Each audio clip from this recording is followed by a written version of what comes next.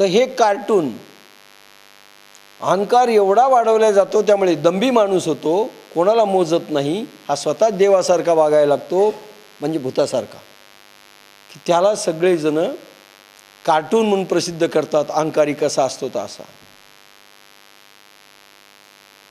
पहा जगात किती अहंकार चाललेला आहे. आता बोलत नाही, बस. साध्वी शांती नागविली, मग माया मांगी श्रंगारिली, ती करवी विटाळविली, साधू वृंदे. काय गोडू माऊलींची. साध्वी शांती नागविली. साध्वी, साध्वी म्हणजे पतिव्रता स्त्री. साध्वी शांती नागविली, या कामक्रोधानी पतिव्रता स्त्री जी शांती तिला लुटले. द्रौपदीची विटंबना केली ना भरदरबारात पतिव्रतेची. सीता देखील वनात गेली ना. कामी क्रोधी माणसाने सीतेला पळून नेलं ना. साध्वी शांती नागविली. हे असे जर कार्टून समाजामध्ये निर्माण झाले, दंभी, मग घरात निर्माण होत की समाजात निर्माण होत की राष्ट्रात निर्माण होत. पतिव्रता पोरींनी, चांगल्या पोरींनी, चांगल्या लोकांनी घरात, समाजात, राष्ट्रात कसं राहा, कसं राहा. त्यांची शांती भंग होईल. अरे टाहो फोडते भर दरबारामध्ये, पण सगळे अहंकार आणि लिडबिडलेले होते, कारण अन्न दुर्योधनाचं खात होते. छापड पडली होती, एक जण उठला नाही. साध्वी शांती नागविली, मग माया मांगी श्रंगारिली. या कामक्रोधानी पतिव्रता स्त्रीची शांती तिला लुटले, नागविले. मग त्या वस्त्रालंकाराने माया रूप मांगीन सजवली, व एक कामक्रोध नाम निराळे राहून मग त्या मायेकडून साधूचे समुदाय पाठवी. अरे प्रतिव्रतेला वेशा बनवलं आणि साधूंना खाली ओढलं. बस ओवीचा अर्थ आहे. चांगल्या प्रतिव्रता त्यांचं शील भ्रष्ट करून आज चांगल्या चांगल्या घरच्या पोरी क्लबमध्ये नाचतायत आणि साधूंचंही शील भ्रष्ट होत आहे. आजचंच उदाहरण घ्यायचं, याही काळात पावली म्हणतात. कारण काम क्रोध हे विकार पतिव्रता स्त्रीलाही नागवं करतात आणि कार्टूनही नागवं करतात. नाचो हमारे सामने,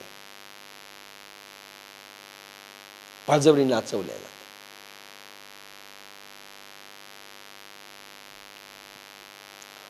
साध्वी शांती नागविली, या कामक्रोधानी पतिव्रता जी शांती तिला लुटले, नागविले.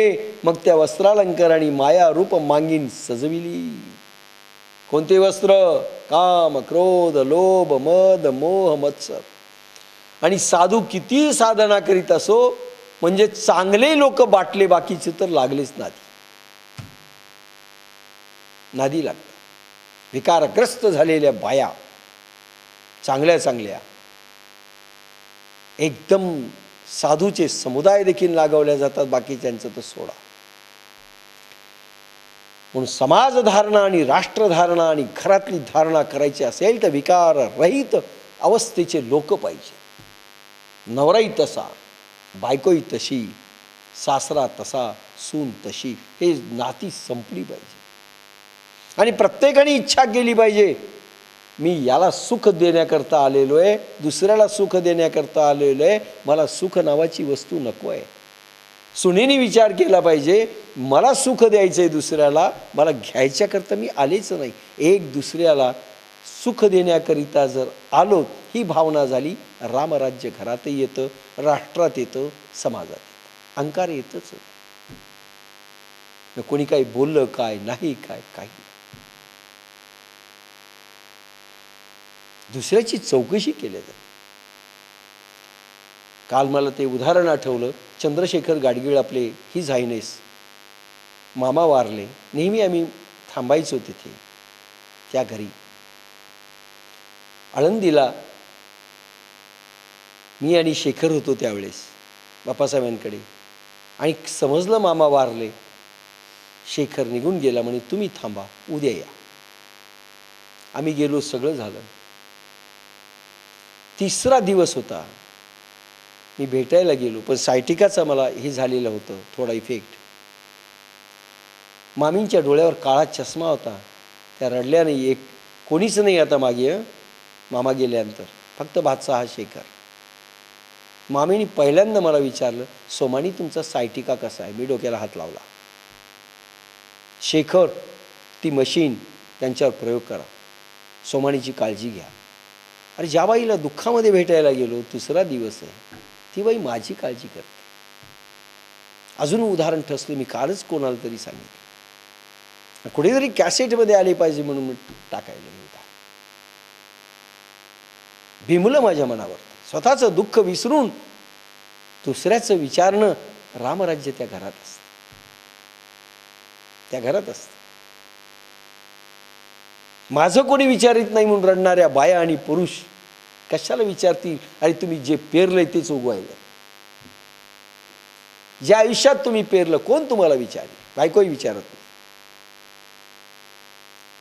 अरे माझ्याकडे रजिस्ट्रार होता ग्राहक मंचामध्ये, तो रडत होता. म्हणलं का तुम्हाला इतकं जावं लागतं? त्यांनी मला सरळ सांगितलं, माझे वडील बेडवर आहेत, त्यांचं कोणी काढीत देखील नाही, माझी बायको काढत नाही लॅट्रिन वगैरे, मी काढतो. म्हणलं तुमची आई काय करते? म्हणले ती पळून गेली दुसऱ्या भावाकडे, मला होत नाही माझ्या नवऱ्याचं. का नक्की नवरा दुष्ट असला पाहिजे की ज्यामुळे बायको देखील आता विचारत नाही? अरे कोण विचारतं तुमचं एकदा गलित गात्र झाल्यानंतर? आणि आपले ही जाईने शेखर पहा कसा वागतो. असा रात्रभर झोपून असायचं. एकदा मी गेलो, असा बसलेला असायचं. मी गेलो त्यावेळेस जागे होते. म्हणजे कित्येक 1-1.5 महिना झालं मी दिवसा रात्री झोप घेत नाही, बसून असतो म्हणले बंगईवर. आणि मामी रूममध्ये. त्यांना एक घंटी दिली होती अशी, हे लाकडी असते ना ती आंधळ्याला जाण्याकरता, जे लाकडी छडी असते आणि त्याला एक बेल असते, ती बेल वाजवली की हजर. स्वतः साड्या धुतल्या घाण शेखरने, तयार शेखर अशी. किंवा घंटी वाजली की पळत जायचं. झोपलं तर नाही, पळत गेलो तर काय. पूर्ण सेवा. का मामी रडणार नाही? बायकोला सांगितलं नाही, स्वतःच्या आईला सांगितलं नाही, स्वतः सगळं केलं. सासूचंही केलं. सासू संडासमध्ये अडकल्या आणि कडी लागलेली, कसं जावं? शेवटी मागची खिडकी फोडून तो आत घुसून संडासमधून काढला. त्यांना उठताच येत नाही.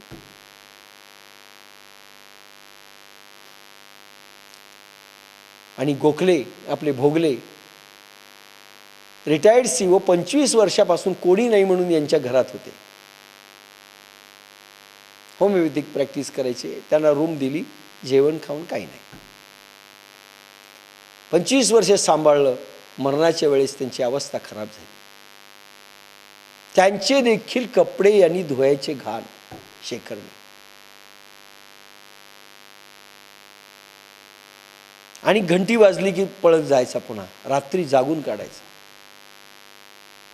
त्यांनी मला एक प्रश्न विचारला, का हो माझा मुलगा असता ते केलं नसतं, सुनेनी केलं नसतं, बायकोनी केलं नसतं, ही माणसं कोण लागतात माझी? शेखर कोण लागतो?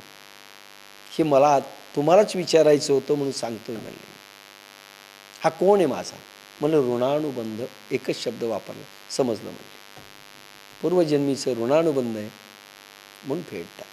प्रत्येकजण सेवा करतो. सेवा काय असते म्हणजे एक एक उदाहरणं सांगण्यासारखी.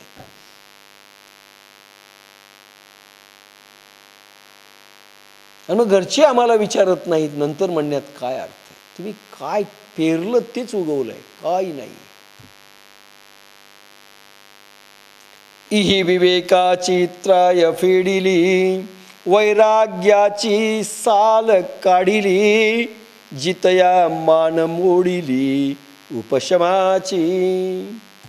इही विवेकाची त्राय फेडिली. राजर्षी विद्ये ज्ञानधारणेनंतर ज्यावेळी प्राणमनबुद्धीचे ऐक्य होते त्यावेळी विवेक बुद्धीत असतो. या कामक्रोधाने विवेकाचा आश्रय नाहीसा केला.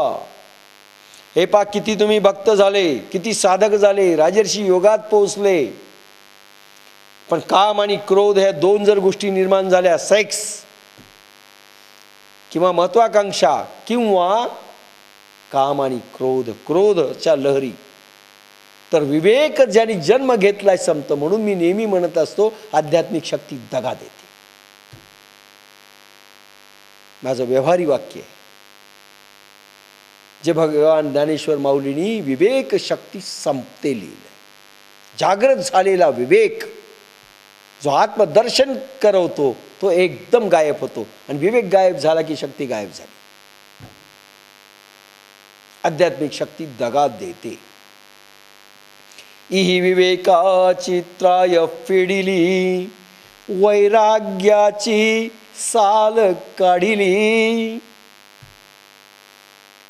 अरे माता कैकईला थोडा मोह उत्पन्न झाला पोऱ्याविषयीचा, कोणी का करेना, ती मंथरा कारणीभूत झाली असेल.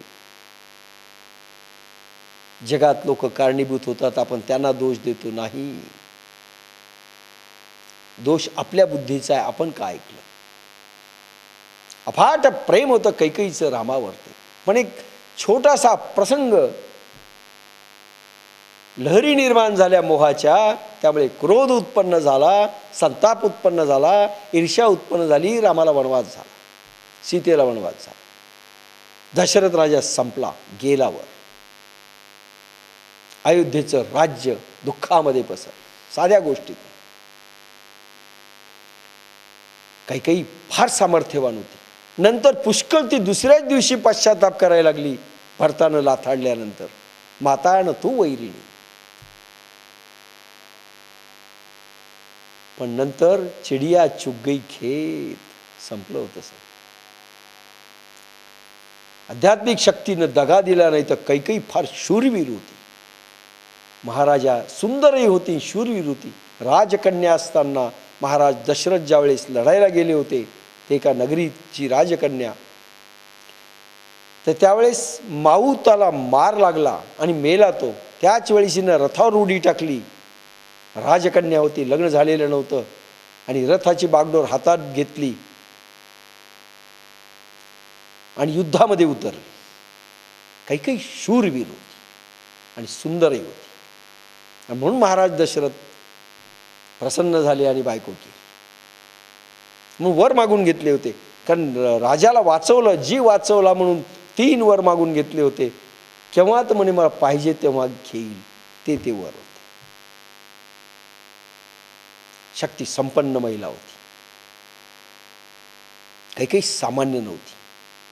पण प्रसंग थोडा विवेक घसरला, कामक्रोधांच्या मोहाच्या लहरी उठल्या की रामाचं राज्यही रावणाच्या राज्यामध्ये रूपांतरित होऊ शकतं. आपलं काय, आपलं काय, एवढंच विचार करा.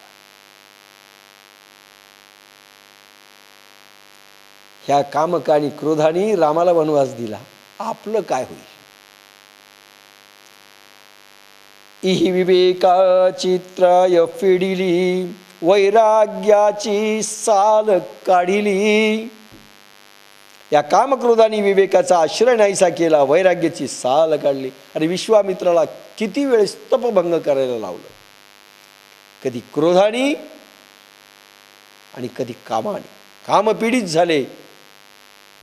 त्या उर्वशीला पाहिल्यानंतर, मेनकेला पाहिल्यानंतर साधना संपली.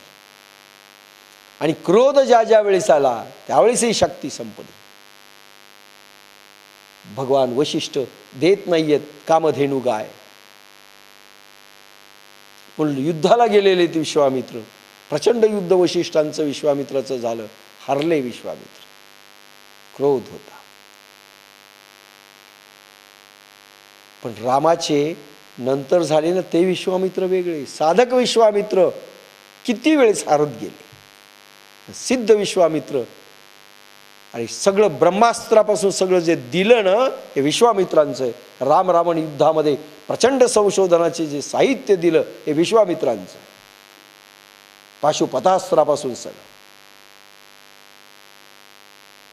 रामाला लेस म्हणून उभं जे केलं शस्त्रास्त्रनिशी, त्या काळातलं अणुयुद्ध म्हणजे मंत्रयुद्ध, ते सगळं